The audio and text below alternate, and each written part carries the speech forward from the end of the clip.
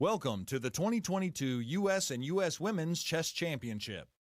Please welcome Executive Director of the St. Louis Chess Club, Tony Rich.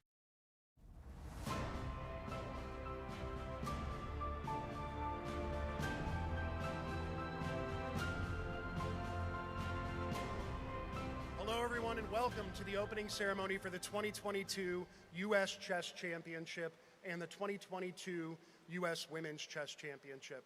I'm Tony Rich and I'm the Executive Director of the St. Louis Chess Club, and I would like to welcome you all to St. Louis. The U.S. Championships are events that we hold in St. Louis, and we've been doing so since 2009.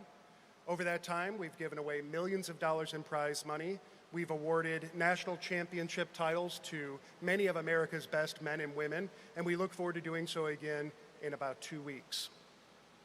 The U.S. Championships are always our bread and butter. You know, they're really the events that we've come to love, not just because they represent elite competition. It also represents some of the very best chess players, not just in the country, but in the world.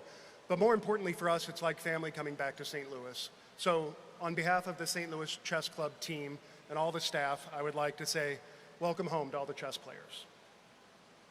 It's now my pleasure to introduce to you one of the co-founders of the St. Louis Chess Club. Dr. Eugene Singfield has been responsible for such publications as Learn to Read and Write Chess. It's been translated now into lots of languages. I'm sure Eugene, how many languages now? 11 languages. So this isn't just how to play chess. This is how we speak chess. It's how we read chess. It's how to be literate in the game of chess. And we need to be literate in order to be professionals. So, Jeannie, if you would do us the honor of joining us on stage now.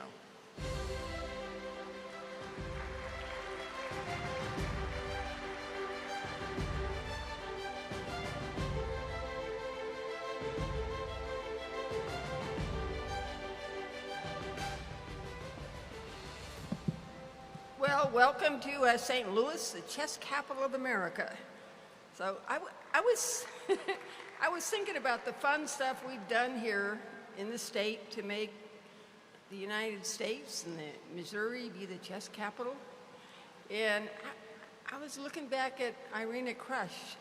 I was the one who taught the first chess merit badge to any scouts in America. And Irina Krush was the first one to teach a chess merit badge to girls who, when they could first join scouts, to become Eagle Scouts. So that's out to Irina. So, and I know I'm going to take a little line around from Mr. Bauer, and it's up to 250,000. Okay, and I'm looking out in the audience in that little booklet I wrote, which is available in 11 languages. I want to shout out to Christian Shirilla for translating it into Romanian, and to Wesley So's family for getting the translation into Filipino. I helped on the Indonesian. And Alejandro here, I think he did Spanish. Like it's funny, 11 languages. So, and for those of you, the latest one is Swahili. Anyway, my job is to introduce Rex. So you're looking at me and thinking, what am I going to say now, right? Well, I do want you to know that Rex is back sort of playing chess with 16 games a day, you know. So not that he's going to beat you, but there's life, there's hope. So I would like to introduce now as the fairy godmother of U.S. chess, the godfather of American chess.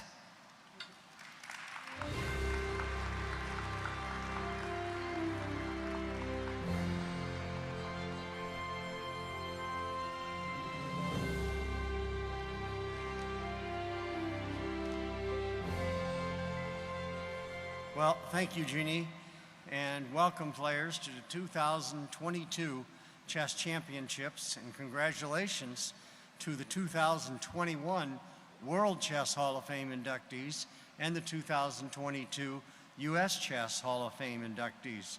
Jeannie and I are thrilled that the championships have a little more meaning this year, given that U.S. Chess has moved their headquarters to St. Louis. Congratulations and welcome. We wanted to hold this opening at Union Station because U.S. Chess's new offices are located in the building inside the parking lot where you parked this evening. It's nice to have the players meeting in their offices to showcase their new location just before opening night. I would also like to mention that St. Louis is the site, will be the site, of the 2022 World Series. I also want to mention that although we have a variety of delays, we have received finally approval and permits from the City of St. Louis and will begin starting construction in the near future, and will be growing from 6,500 square feet to 30,000 square feet, and plan to hold the 2023 U.S. Championships in the new space.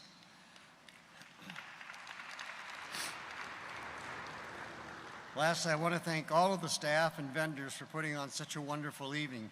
In particular, the people who help make everything run every day, to Joy Bray. Where's Miss Joyce? Well, wherever she is, she's running things. To Tony Rich, Shannon Bailey, Emily Allred. They all do a magnificent job, and all of the staff at each place. We couldn't do anything without you. Well, thank you all for attending tonight's festivities, and we look forward to watching some very exciting chess over the next 2 weeks. And now I'll turn it back to Tony, I think.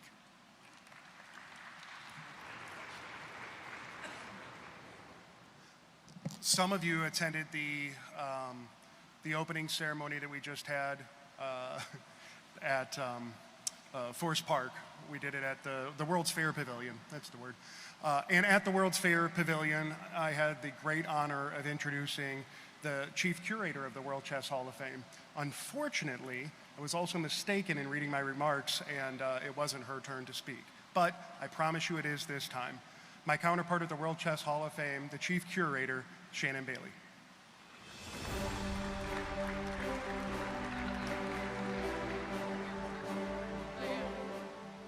Hi, everybody.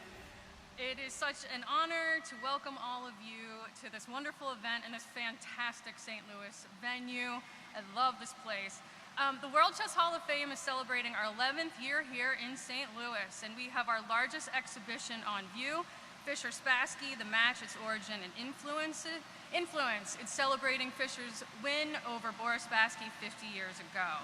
It not only looks at that match, but important events that happened to both Boris and Bobby before and after that, and that the impact that that win had on American chess that we are now all a part of.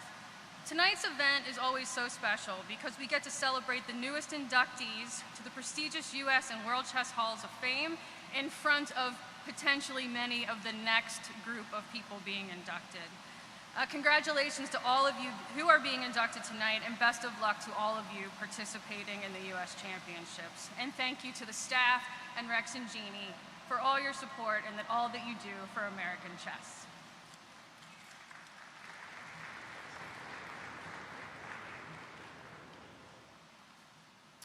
U.S. Chess is the sanctioning body for chess in the United States. In fact, they are responsible for awarding titles like U.S. Champion, U.S. Junior Champion, U.S. Senior Champion, and so on.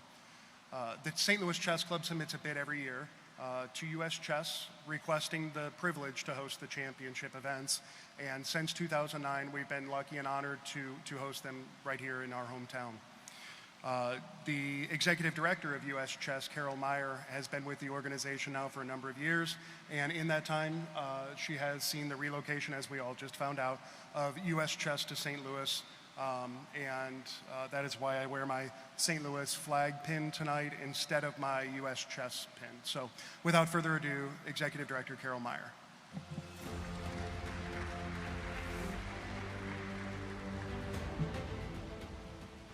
Good evening, everyone. I'm so happy to be here, welcoming you to our new home here in St. Louis.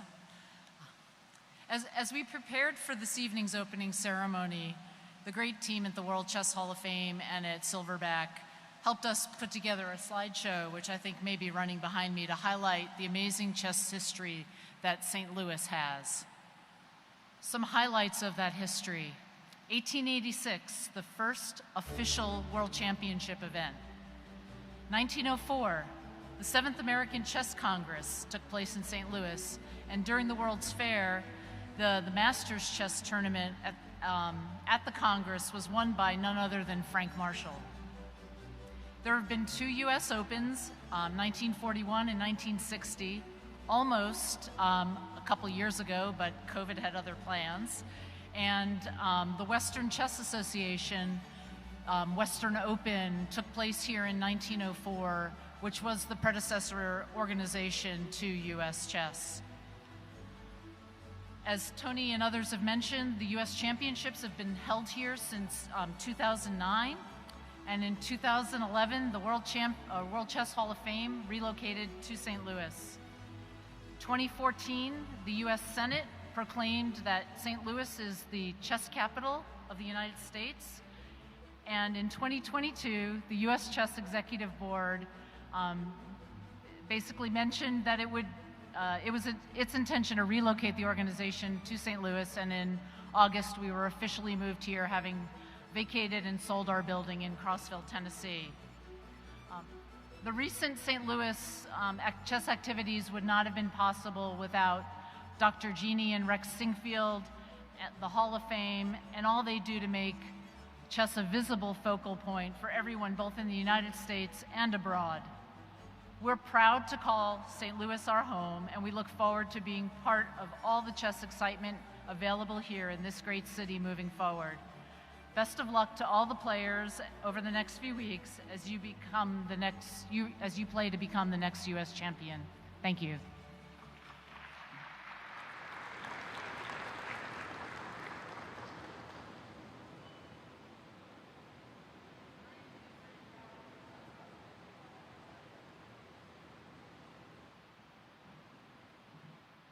And now on behalf of Carol Meyer, it's my privilege to introduce you to the president of U.S. Chess, Randy Bauer.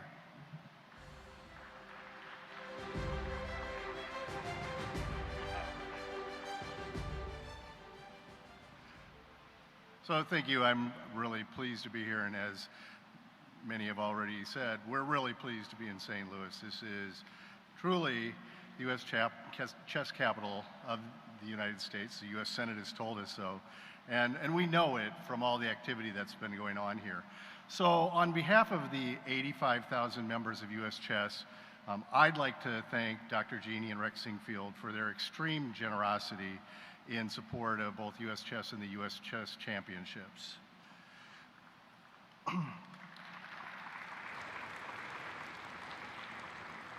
I'd also like to thank the St. Louis Chess Club, as has been mentioned before, in particular Joy Bray, Tony Rich, who jumped up to introduce me, and then also Shannon Bailey of the Chess Hall of Fame, because they all put an incredible amount of time and effort into these events, and they run so well, and they truly are the envy of the chess national championships in the rest of the world.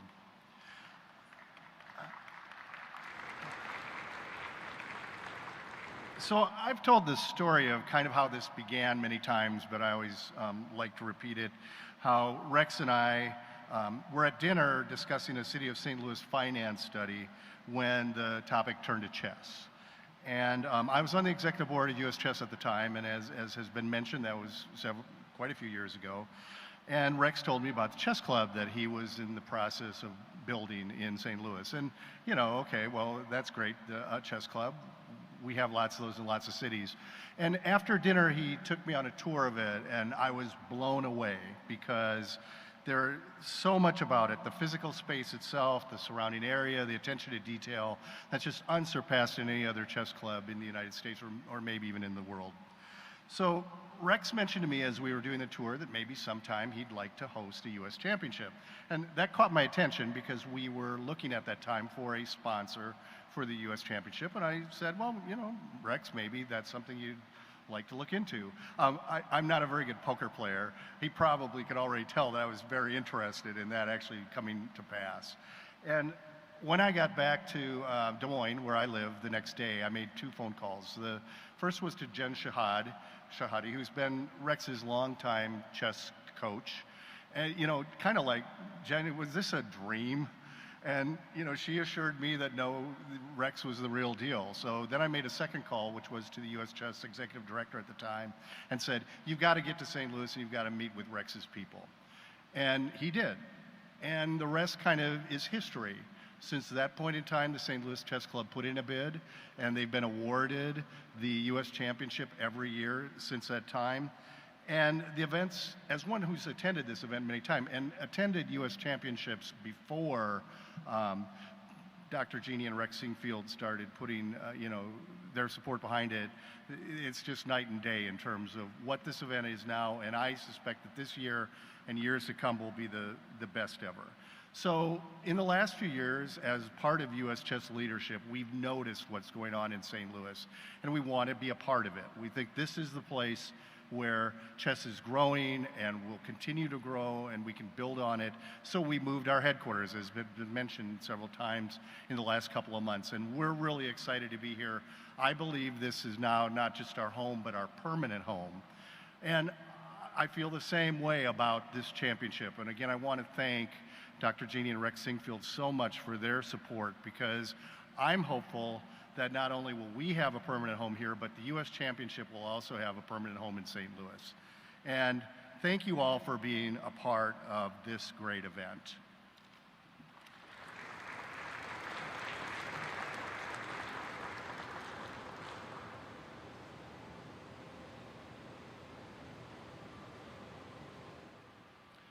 For a long time I've said the chess club teaches you how to play chess, and the Hall of Fame teaches you why you should play chess. It's interesting to me that my arts and culture side is a little underdeveloped, I'll have to say. But what the World Chess Hall of Fame has brought to St. Louis is nothing short of amazing, really, because what it does is it brings chess to people who don't already play necessarily. People who maybe have some tangential connection to the game, but they have always felt, that's not for me, that's for somebody else. I'm too intimidated to go do that. Emily Allred is the curator at the World Chess Hall of Fame, and she probably knows more about chess. Certainly she knows more about chess history than I do. And in fact, if I look around the room here, I can probably see just a couple of folks who know a little bit more than she does about it. So the World Chess Hall of Fame is in great hands with curator Emily Allred.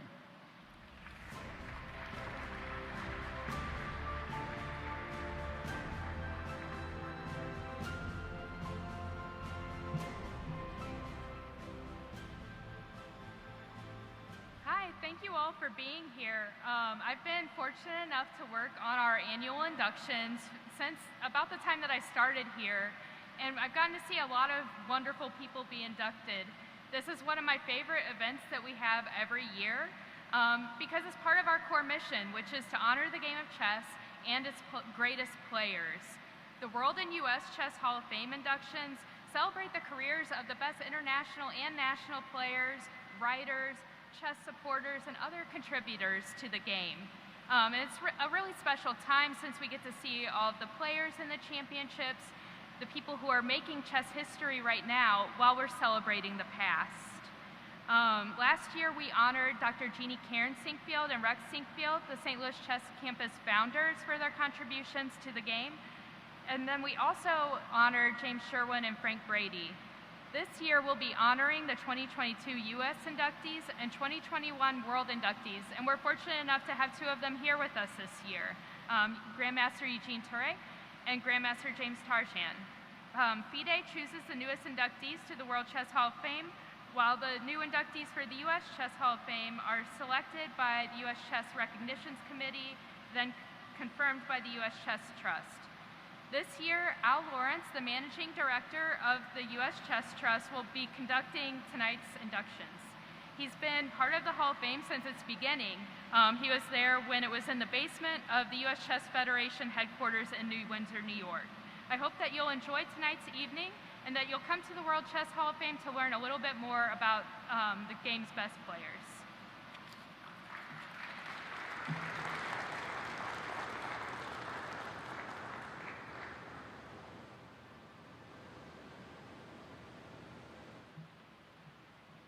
Good evening. I wasn't going to tell this story, but since Randy told his story again, about how the championships came to St. Louis. I want to tell how the World Chess Hall of Fame came to St. Louis. It has a history that did start in a basement in 1988. It was surrounded by supplies and inventory, and it was a modest room, but it taught me over time that starts count a lot. Well, it moved to several nice locations. In Miami was one, and we celebrated a lot of inductees there. And then the sponsoring company there fell on hard times, and it was no longer possible. I was no longer there. I was back in my home office in New York, and I was getting calls from people. They said things like, "What have you done with my Capablanca mementos?" They said it more threateningly than that.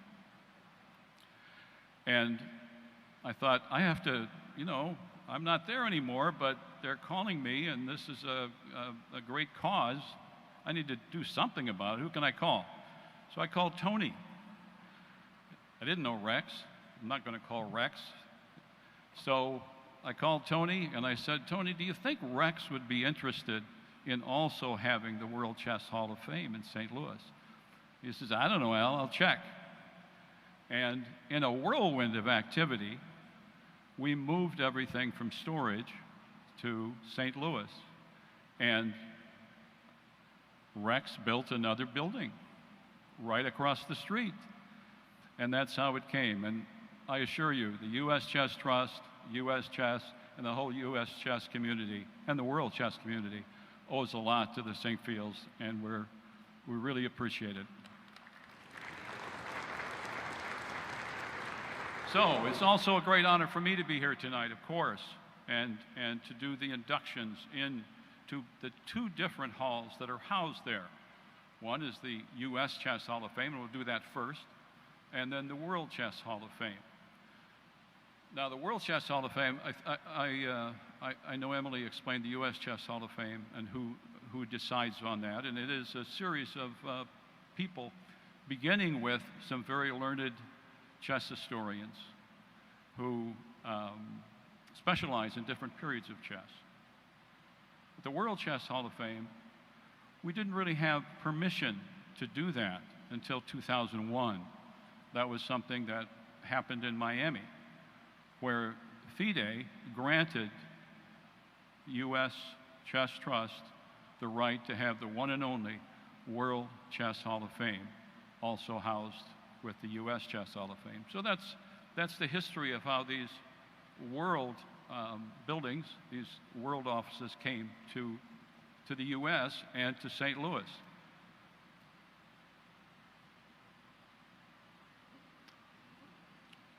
You'll see me use a special gavel tonight. It's this one. And it's a specially designed gavel by the World Chess Hall of Fame staff that honors our longtime U.S. Chess Trust president and former U.S. Chess president, Harold Winston. So we'll bang in our inductees with this gavel. Some people, actually tonight, waited a long time on a bus to get to the induction of the World Chess Hall of Fame. But here's a fellow that waited a lot longer. He's the one from the past. We do look back to the past and bring people into the U.S. Chess Hall of Fame as well. And his name is Daniel Willard Fiske. And he's quite possibly the most scholarly of all the inductees. He spoke and taught German and Swedish. I was looking to see if they played me off the stage like they do at the Academy Awards. He spoke German and taught German, Swedish, Icelandic, and even Persian at Cornell. He directed the very first university press in America there. He famously served as a librarian at Cornell. He also served as the General Secretary of the American Geographical Society. Really a sort of 19th century Renaissance man. Do we have a picture? There he is. Now, I like to tell one inside story about him. He graduated at Hamilton, from Hamilton College in the 1840s. It's just a few hours from where I now live in the New York State Hudson Valley. And I want you to look at his picture, and then I want you to realize that he was once young, and when he was a sophomore at Hamilton College, he was kicked out for a prank. I've often tried to find out the details of that prank that this mind would come up with to get kicked out of Hamilton College.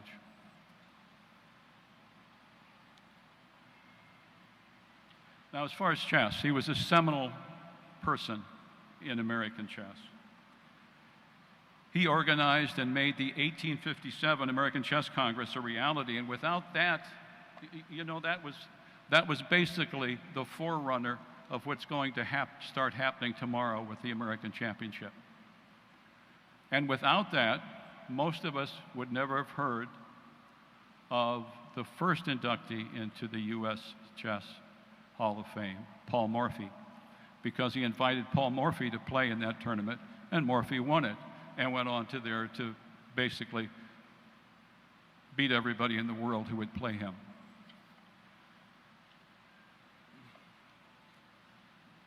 So at this point, I will read the plaque as I go along of each inductee, and then we'll gavel him in. Daniel Willard Fiske, 1831-1904. Daniel Willard Fiske was a major pioneer in chess organization, journalism, literature, and historical preservation, whose influence is still felt today. He originated the idea of the nationwide American Chess Congress and helped to make it a reality in 1857. American chess star Paul Morphy would not have achieved more than local fame without him. Fiske's massive book on the event not only gives the game of the Congress, but also deals with the creation of American Chess Association, a precursor to today's U.S. chess, and the author's important role in standardizing the rules of chess. He was also arguably the most influential early U.S. chess journalist, earning renown through his magazine, The Chess Monthly, and newspaper column in the New York Saturday Press.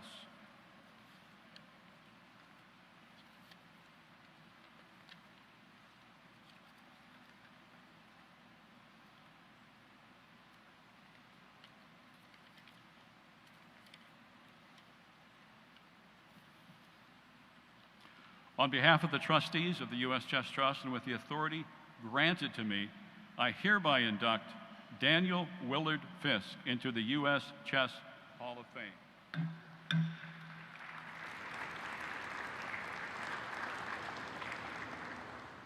I spoke more about Fiske because he wasn't able to represent himself.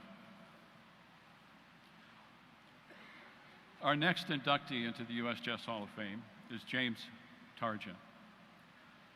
And I guess librarians are dominating this segment of the proceedings because James Tarjan left chess to become a librarian after earning the GM title and playing in 5 straight Olympiads and several U.S. championships. He even qualified for the World Championship cycle, competing in the 1979 Riga Interzonal. But in 1984, he gave up chess completely. He swears he never played in a tournament for 29 years. He gave up chess completely to focus on being a librarian. 29 years later, he entered the U.S. Open in Orlando and finished only half a point out of first place. It wasn't long before he even defeated former world champ Vlad Kramnik. Keep in mind that when Jim quit chess, humans could still beat computers.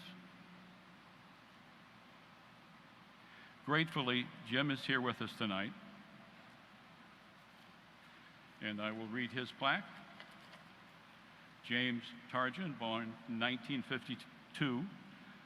Few have represented the United States in chess Olympiads with greater distinction than James Tarjan. He played 5 times from 1974 to 1982, winning 4 team, 1 gold, 3 bronze, and 3 individual, 2 gold and 1 bronze medals. His lifetime winning percentage of 75.5% places him equal second among Americans with Bobby Fischer and Arthur Dake. An active player from 1965 to his 1984 retirement, Tarjan returned to the game in 2014 with spectacular results.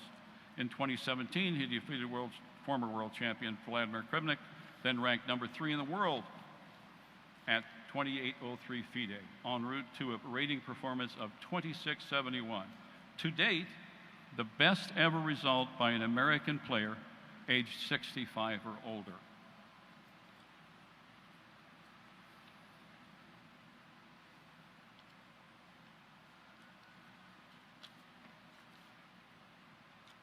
On behalf of the trustees of the U.S. Chess Trust and with the authority granted in me, I hereby induct James Tarjan into the U.S. Chess Hall of Fame.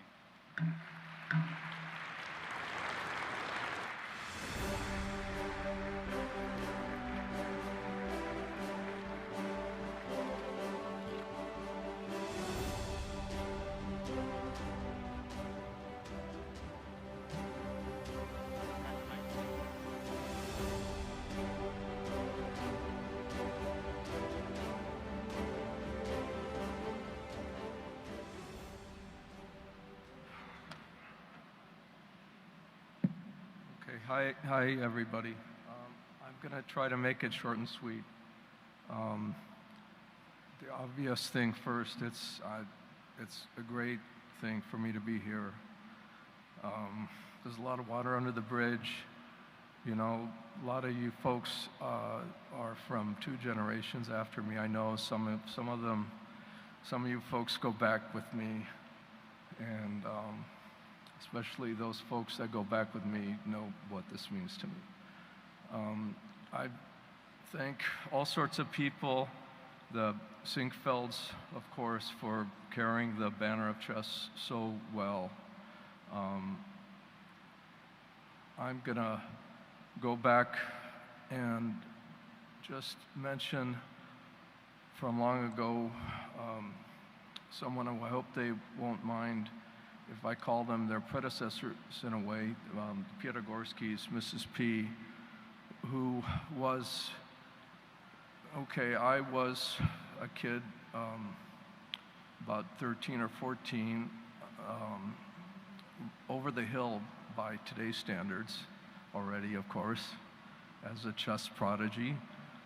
But my folks moved into Los Angeles, and there was a chess club there, the Hermann Steiner Chess Club, which was, you know, the chess world was kind of different in those days. It consisted primarily of old men like me.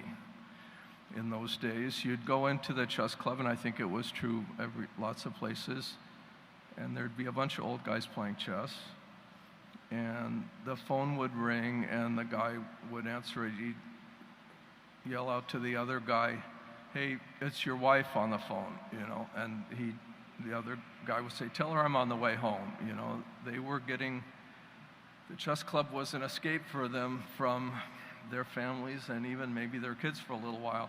It's a little hard to think of anybody now going to the chess club to escape kids.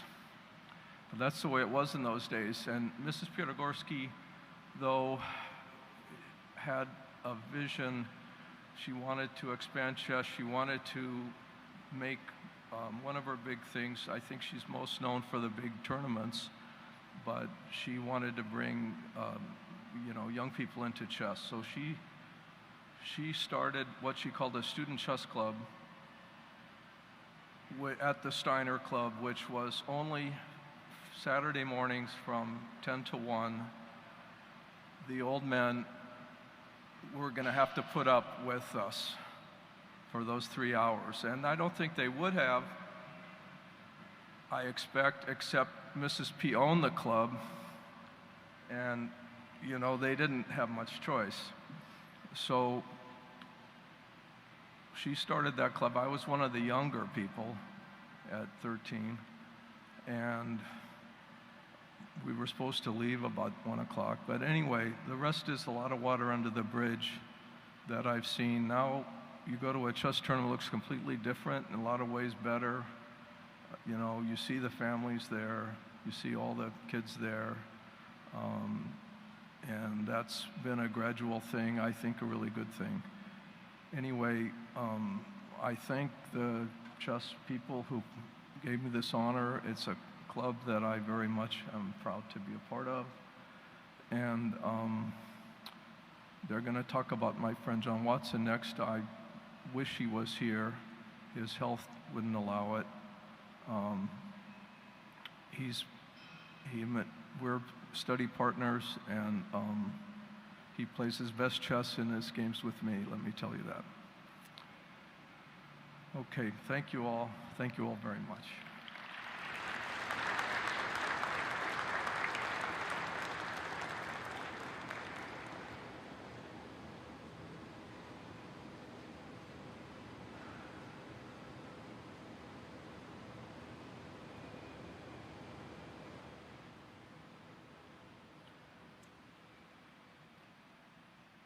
Thanks, James. We will be able to hear from John, I believe, right, Emily?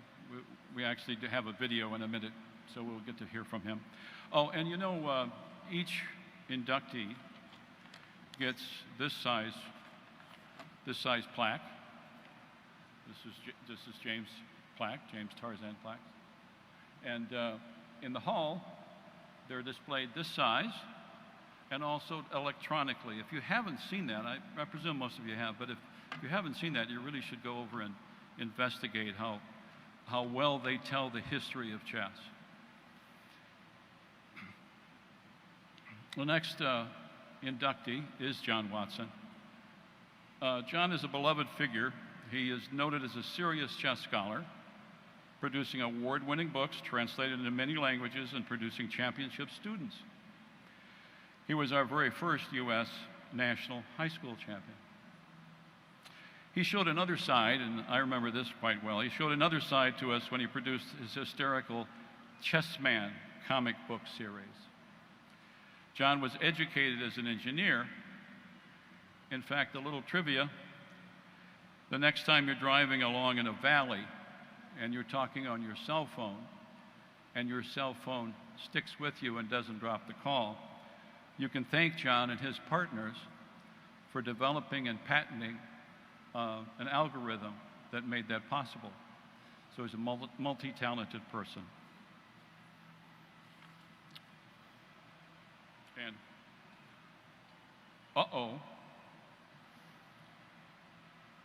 if you're 75, you forget gavels. Thank you. Thank you very much. So, on behalf of the trustees of the U.S. Chess Trust and with the authority granted to me, I hereby induct John Watson into the U.S. Chess Hall of Fame.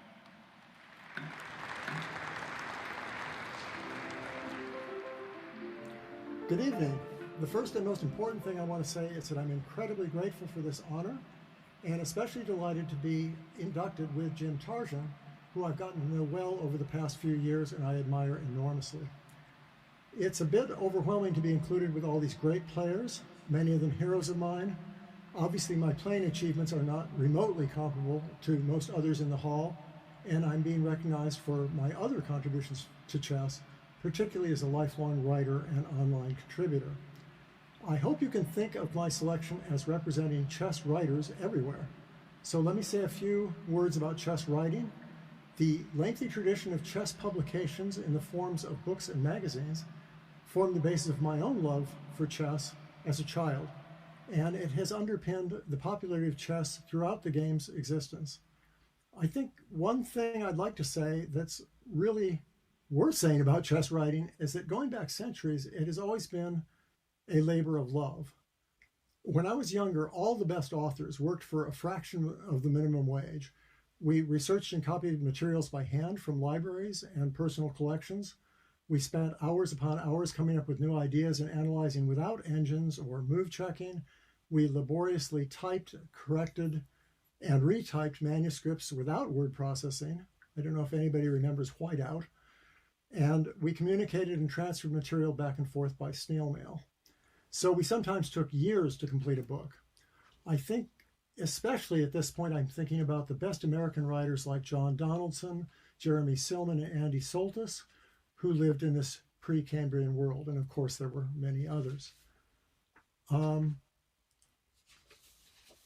Today, we've thankfully automated all of these processes, and what used to take months now takes days. I was therefore able to write books and articles even while being employed full-time as an electrical engineer. But even now, I think, the majority of chess writing is still done mainly for the love of it, because authors want to share their chess ideas and stories. And there are also unexpected rewards to chess writing. One of the great joys is having people contact you or come up to you at tournaments and tell you how inspired they were by a book or article that you wrote. I still get numerous emails from people all over the world, often with suggestions in some theoretical variation or other. Okay, so it's traditional at Hall of Fame ceremonies to thank people for the support and friendship that they've given one over the years. There are way too many people to mention, so I've decided to limit myself to just a few of my earliest influences and ones who have not necessarily gotten full attention or credit for their chess contributions. First, I want to thank Reverend Howard Oman, a master and Nebraska state champion. He ran the Omaha, Nebraska Chess Club for years, and he mentored me as an inexperienced player, driving me hundreds of miles to play in my first rated tournaments. The best player in my hometown Omaha in those years was John Thomas. John was the only active local player who knew about the latest chess literature and theoretical ideas. He generously took the time to teach me about chess. Most importantly, that there was more to the game than simply sacrificing all of your pieces in a mad attempt to mate the king. John, a university professor, became a very strong master and never stopped studying chess books while writing articles and commentary about chess right up to this day. The most remarkable chess personality in my journey was Chris Hendrickson, who gave to chess in innumerable ways, including promoting women's chess. She got me started with teaching, organizing tournaments, working with school kids, and volunteering for prison chess programs, among many other pursuits. She also created and drew the amazing Chessman comics, upon which we collaborated. Chris was beloved by all and one of a kind. I owe special thanks to Eric Schiller, who patiently and generously gave me of his time and to guide me, and many other players, I should say, through the intricacies of the new computer chess world, including both software and hardware, long before it became user-friendly. Eric always found time to help people with any issue that was frustrating them.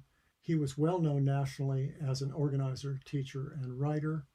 Finally, thanks also to Sandro Leonori, who guided me through the world of online chess broadcasting, also at a very early stage of its development. He helped me to produce literally hundreds of chess interviews and lectures over the years. And of course, there are many other people I could mention, but I'll just leave it at that. Thank you all for listening and for continuing to support this wonderful game of ours.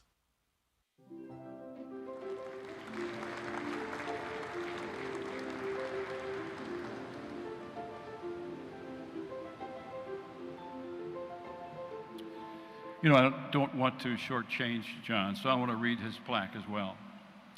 John Watson, born 1951. John Watson is one of the greatest writers in the history of American chess.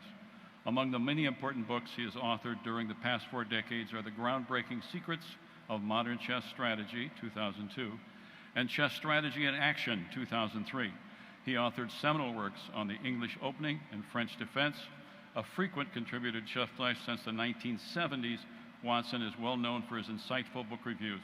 He was a pioneer in early internet journalism with weekly shows including Chess Talk with John Watson for the Internet Chess Club. An international master, Watson was the first U.S.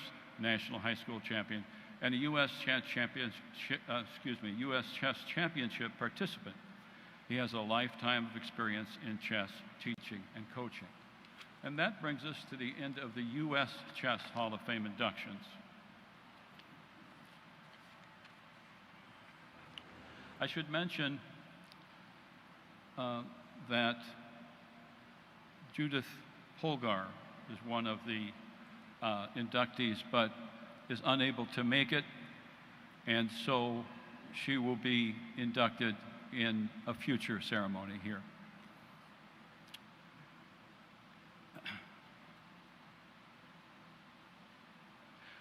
Our first inductee for tonight is someone who's passed away, and so I'll say a few extra words because he's not here to speak for himself. And he has an amazing story. It's Miguel Najdorf.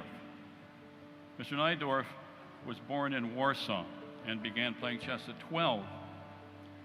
Traveled to Buenos Aires in 1939 with the Polish national team for a tournament. 2 weeks after he arrived, Germany invaded Poland. He was unable to return safely to his family, who was Jewish, and stayed in Argentina. He thereby escaped the Holocaust, but he lost his wife, child, father, mother, and 4 brothers in concentration camps.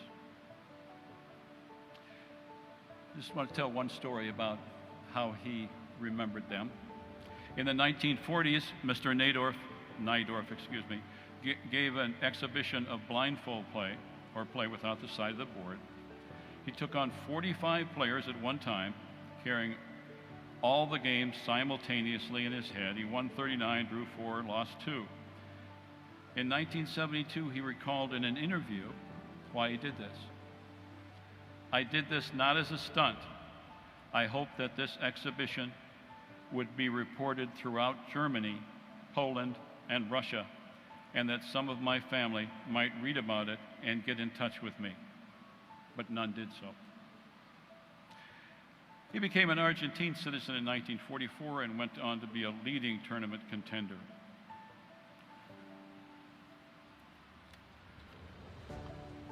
I will read his plaque. Miguel Najdorf, 1910-1997. Miguel Najdorf, whose name is associated with one of the most famous openings in chess, was one of the top players in the world in the 1940s and 1950s. Born in Poland, he settled in Argentina after playing in the 1939 Buenos Aires Chess Olympiad. He was also one of the most successful performers in Olympiad history, winning 7 team, 4 silver and 3 bronze, and 4 individual medals, 3 gold and 1 silver, in 14 competitions over 4 decades. In 1947, he faced 45 opponents in blindfold chess, setting a record that stood until 2011.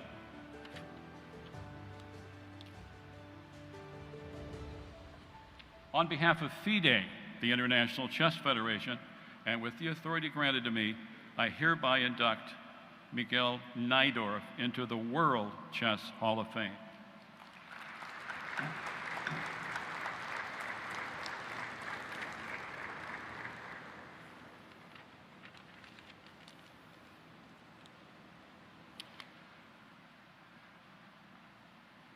And finally tonight, we have a well-earned induction into the World Chess Hall of Fame. Grandmaster Eugene Torre. Eugene tells me that chess was very much a family affair. In fact, he once played in a team competition with his 6 brothers and as team members and his father as captain. In 1974, at 22 years old, Torre became the first Asian to earn the GM title. It was one of many firsts. He beat reigning world champion Anatoly Karpov in a game that's become part of Filipino chess history. Now we'll read his plaque. Eugene Torre, born in 1951. Philippine Grandmaster Eugene Torre has been a trailblazer for Asian chess for half a century, achieving a number of continental milestones, including first Grandmaster in 1974, first to defeat a reigning world champion, Anatoly Karpov, in 1976, and first to reach the candidate stage of the World Championship, 1982-1983.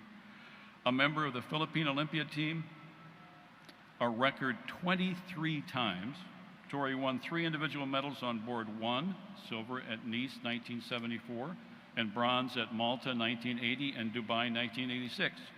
He also won a bronze medal on board 3 at Baku, 2016, at the age of 64. Torre was the official second of Bobby Fischer in his 1992 rematch with Boris Spassky. On behalf of FIDE, the International Chess Federation, and with the authority granted to me, I hereby induct Eugene Torre into the World Chess Hall of Fame.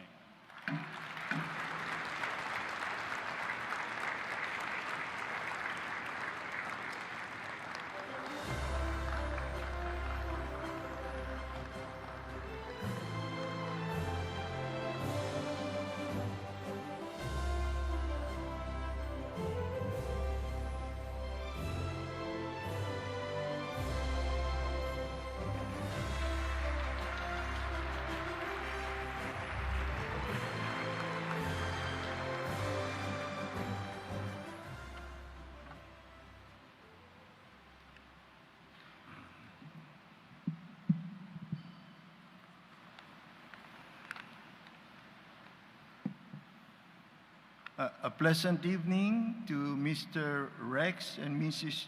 Jenny Sinkfield, the benefactor and host of this event, to my fellow co-inductees, and to all chess lovers who are here today. This is my first time to be in the chess capital of the world, and it is with great honor to be among the distinguished people who are gathered here today. Chess has been an incredible blessing in my life, providing me with cherished memories and experiences that will remain with me forever. All the world champions, including those who were active in the game before I was born, became part of my life through their classical books and immortal games. I had the privilege of sharing memorable times with some of them. One such experience was with my good friend, Bobby Fischer, who finalized the rules of his invention while we were together in Hungary. 3 years later, we went to Buenos Aires for the first public demonstration of Bobby's Fischerandom. It is no exaggeration that when you are dealing with Bobby, many unexpected things could happen. Without going into all the details, the projected Fischerandom match between the champion of Argentina and myself was aborted. Although we did not become part of history, I'm happy to mention that my countryman, Grandmaster Wesley So, is the first and reigning Fischerandom world champion.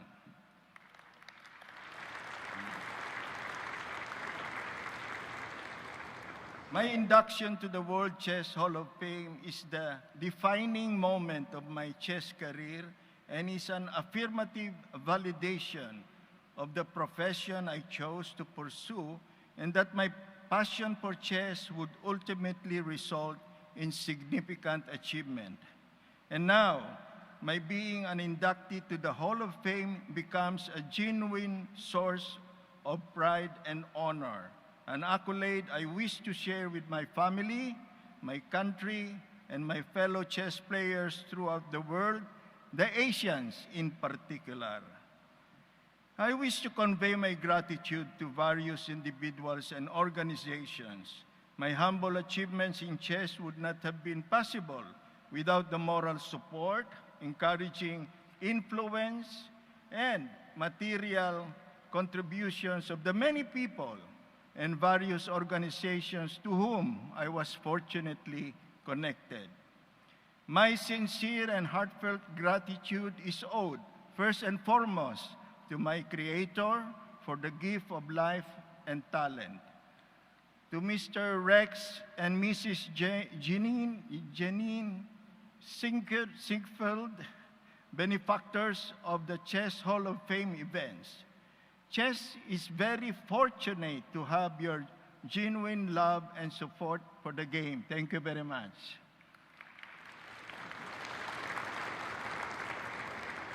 To FIDE for bringing all chess federations and players harmoniously together, with special thanks to former President Florencio Campomanes, whose contribution in promoting chess I personally witnessed.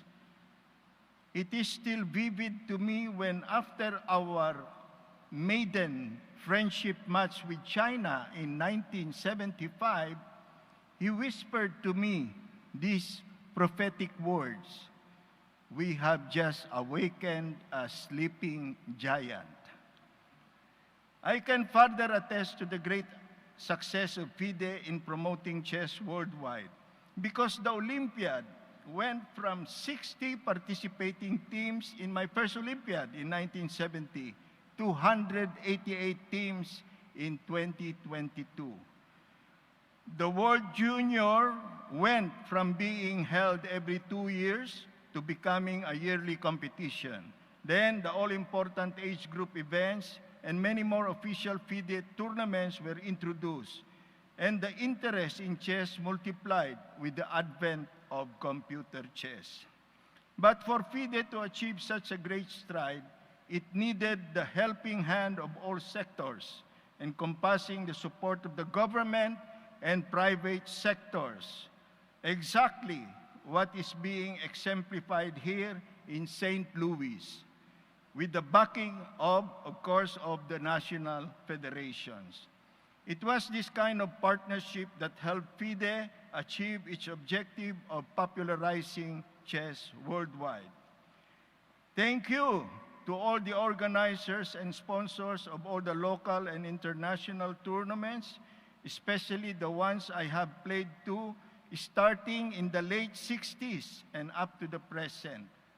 During the 70s, it was practically impossible for an Asian to become a grandmaster unless he campaigns for the title in an international tournament in Europe. Actually, there were tournaments, we were together with my friend James Tarjan. Also, my gratitude to the Philippine government for supporting various international events such as the 1978 World Championship held in Baguio and the 1992 World Chess Olympiad in Manila. To my chess federation, which supports me and continues to promote chess in our country.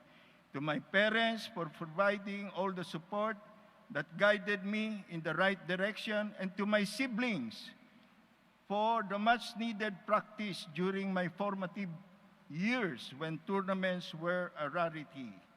To Bobby Fischer, the great friendship we shared, and his trust in me as his second in the 1992 World Championship match with Boris Spassky. To all the chess colleagues I have encountered on the board, and to my chess fans for their unwavering support. To my many patrons and sponsors, both in the government and private sectors. And last but not the least, to my wife, the wind beneath my wings.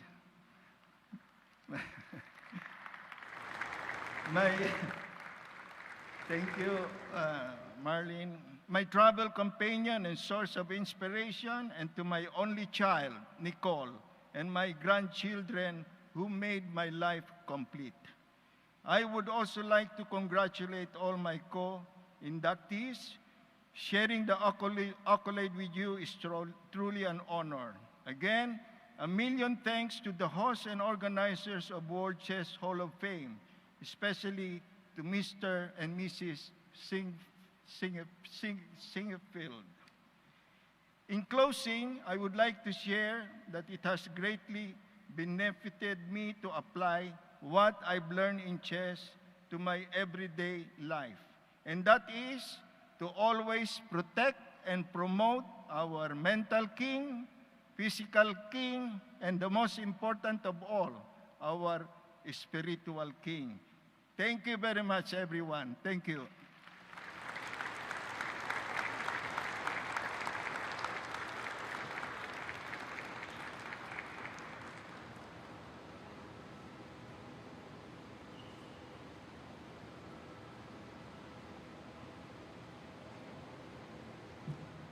Well, it's hard to follow that. Eugene Torre truly is a legend in the game of chess.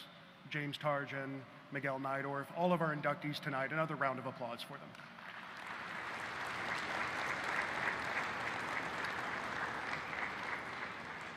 So I promise we'll be done very soon. This is the last phase of the opening ceremony, and it's the one that the players care about the most. This is the drawing of lots. We do the drawing of lots to determine the order in which the players will face each other and with which colors they will play. To do the honors, it's my privilege to be joined on the stage now by the chief arbiter of the 2022 U.S. Championship, Frank Guadalupe.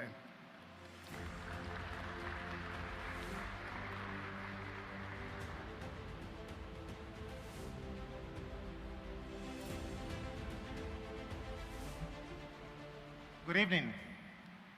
First, I'd like to say that this is, I believe, my 7th U.S. Championship.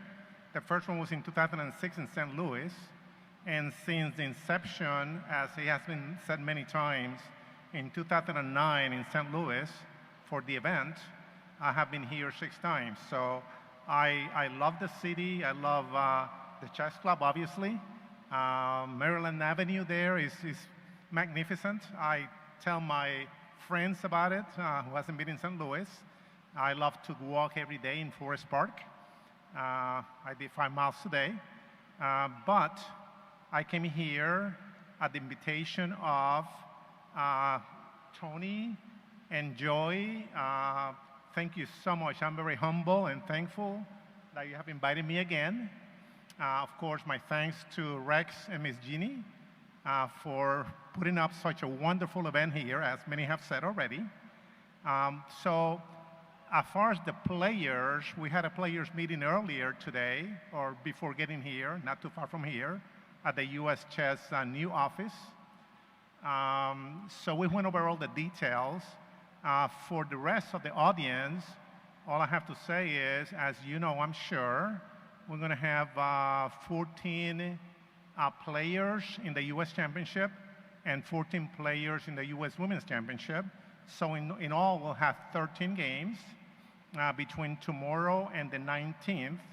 They'll have 2 days off, Monday the 10th of October and Sunday the 16th of October. And if need be, we'll have a playoff on the 20th. If there's a tie in either championship or both, we'll have the playoff on the 20th. So the games start, obviously, you know, at 1 o'clock in the afternoon. And the rest, again, we covered during the players' meeting. So now what remains is to do the drawing of the lots. And I would like Chris Bird, who is the chief of the Women's Championship, to join me here. Chris? And of course, he's not going to join us here, but I'd like to acknowledge international arbiter, FIDE arbiter, working on international arbiter, Enrique Huerta. So he's our deputy for both events. So Chris, and I believe that Tony is going to call the players, and Chris and I are going to take turns doing the drawing of the lots for the players. So Tony, all yours. Okay, to celebrate the fact that we're here at the St. Louis Aquarium in Union Station, we have some very lovely gifts for the players this year. They are stuffed otters and stuffed sharks. If you want to see the real thing, by the way, the otters are over here. The sharks are just around the corner there. I swear the shark exhibit is totally cool. Definitely worth looking at. Okay, starting with the U.S. Women's Championship. The defending champion is not here this year, Carissa Yip, so we will go in rating order. We start with Grandmaster Irina Krush.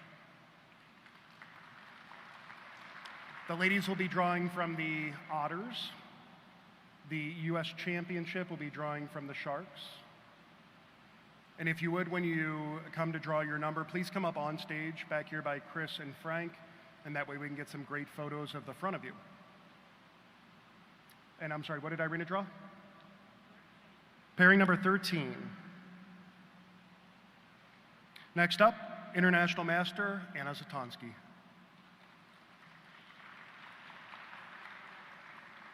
Got to go the long way, Anna, sorry.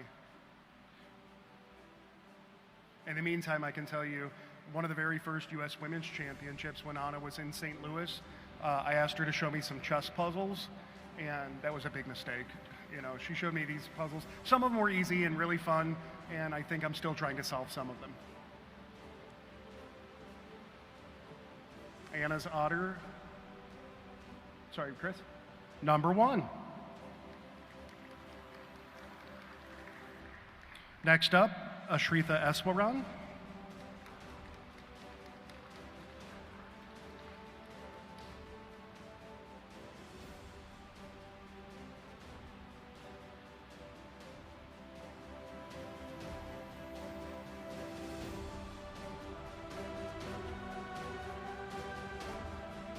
Ashritha approaches the table, carefully considers her options,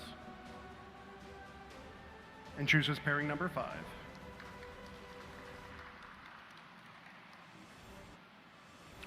Next up, International Master Nazi Pakidze.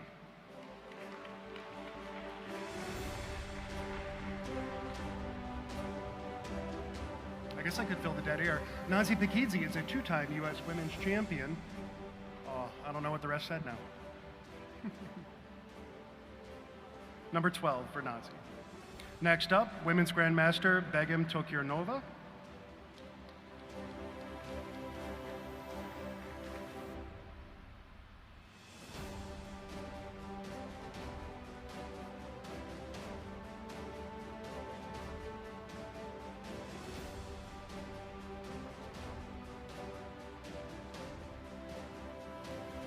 Begim chooses pairing number 6.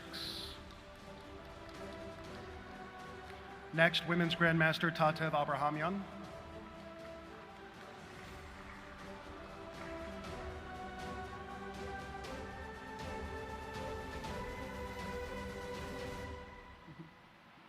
Tatev comes on the stage, picks her otter, and it's number 2.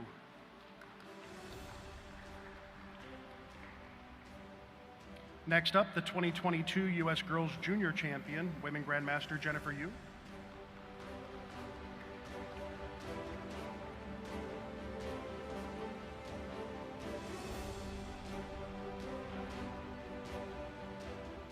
Jennifer picks her otter. Show me. Number 14. She doesn't want to show me. Next up, the youngest competitor in the U.S. Women's Championship, FIDE Master Alice Lee.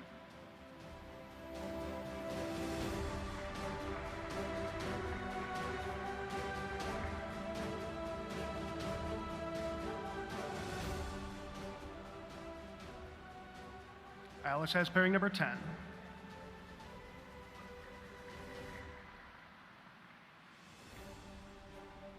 Next, FIDE Master Ru Yan Yan.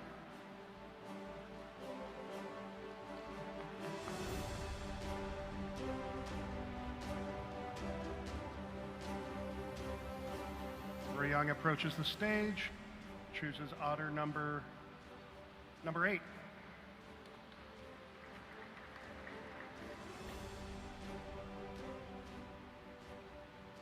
Next, Women's Grandmaster Sabina Foiger.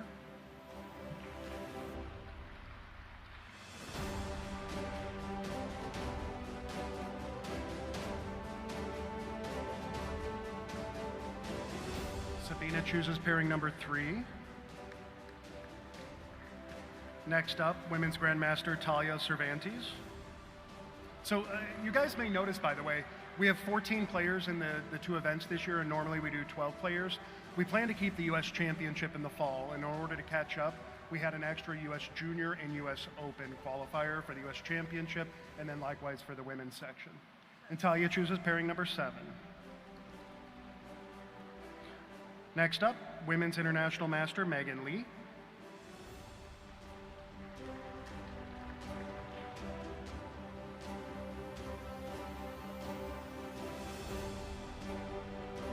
Megan chooses otter number 4.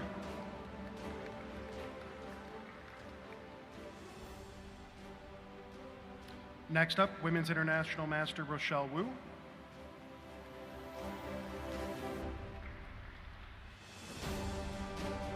So we've got 11 and 9 left. Hopefully one of those, yeah. Rochelle, number 11. And last but certainly not least, women's FIDE master Sophie Morris-Suzuki.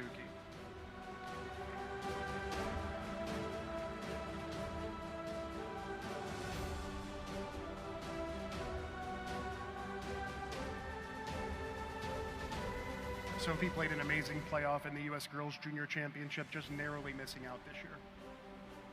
Sophie has pairing number 9. So to announce the round 1 pairings in the U.S. Women's Championship section, tomorrow starting at 1:30, the broadcast is delayed by 30 minutes. The broadcast will begin at 1:30. Pairings are Anna Zatansky versus Jennifer Yu, Tatev Abrahamian versus Irina Krush, Sabina Foiger versus Nazi Pikidze, Megan Lee versus Rochelle Wu, Ashrita Eswaran versus Alice Lee, Begum Tokiernova versus Sophie Morris-Suzuki, and Talia Cervantes versus Ruyang Yan. All right, now we move on to the U.S. Championship section, and we'll begin with the defending U.S. champion Grandmaster Wesley So.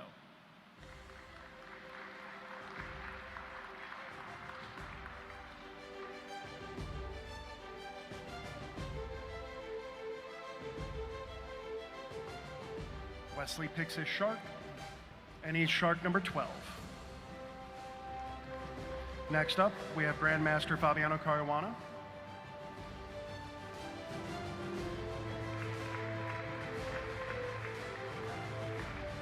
He's got a great new podcast, by the way. If you haven't checked it out, tune into C Squared. Pretty good.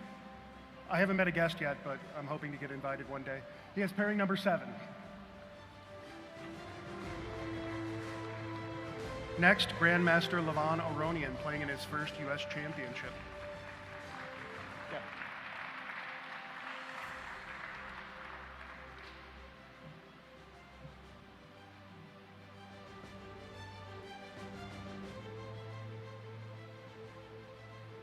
And Levon picks 14. Makes it easy. Next, Grandmaster Lenier Dominguez.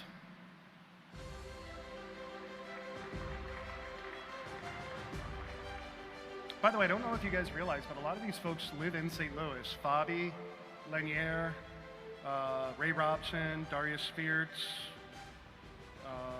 who am I forgetting? Oh, sorry, Levon Aronian, he's pretty good too. Of course, Talia Cervantes.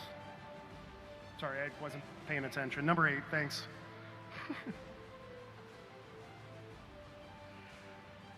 Next up, Grandmaster Sam Shanklin.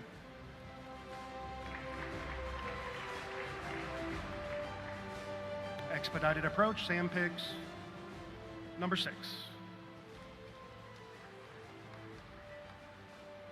Next, we have Grandmaster Jeffrey Zhang. And I guess we still like you even though you live in Texas.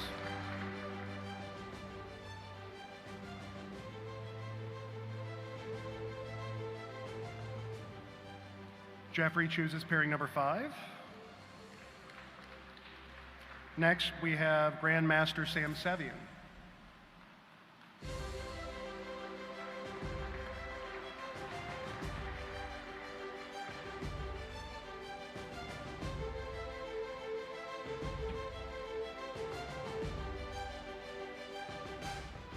Sam picks number 2.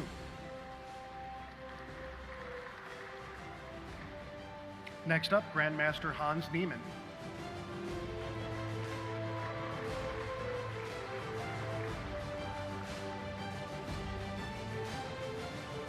Hans thinks about it. Pairing number 11.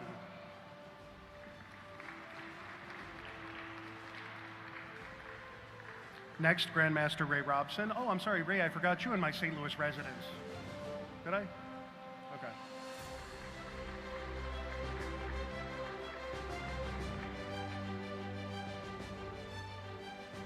Ray picks pairing number 9. Next up, Grandmaster Darius Fiertz.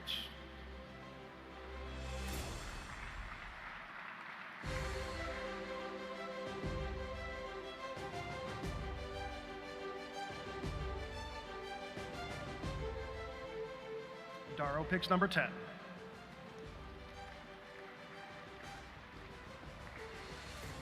Next, Grandmaster Alex Lenderman.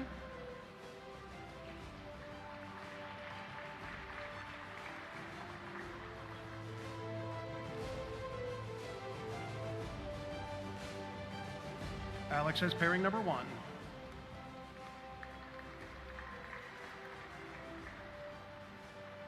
Next, the 2022 U.S. Junior Champion, Christopher Yu.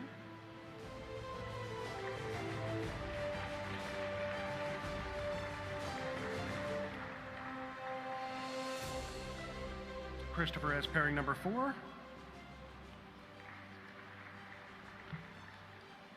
Next, the 2022 U.S. Open champion, Elshan Mordiabadi.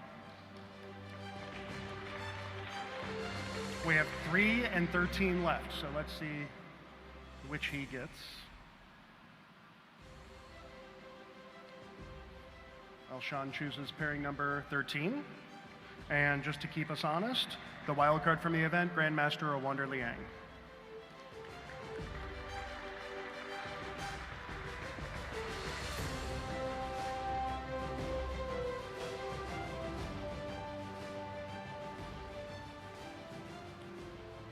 Pairing number 3. So to announce the round 1 pairings in the U.S. Championship, we have Alex Lenderman versus Lavon Aronian, Sam Sevian versus Elshan Mordiabadi, Awander Liang versus Wesley So, Christopher Yu versus Hans Niemann, Jeffrey Zhang versus Darius Svirts, Sam Shanklin versus Ray Robson, and Fabiano Caruana versus Lenier Dominguez. Once again, I want to thank you all from the bottom of our heart at the St. Louis Chess Club, at the World Chess Hall of Fame. We work hard to make chess as good as we can, and thank you for helping us do it. I hope you have a great night, and don't forget to tune in tomorrow at 1:30 at uschesschamps.com for all the action. Thank you so much.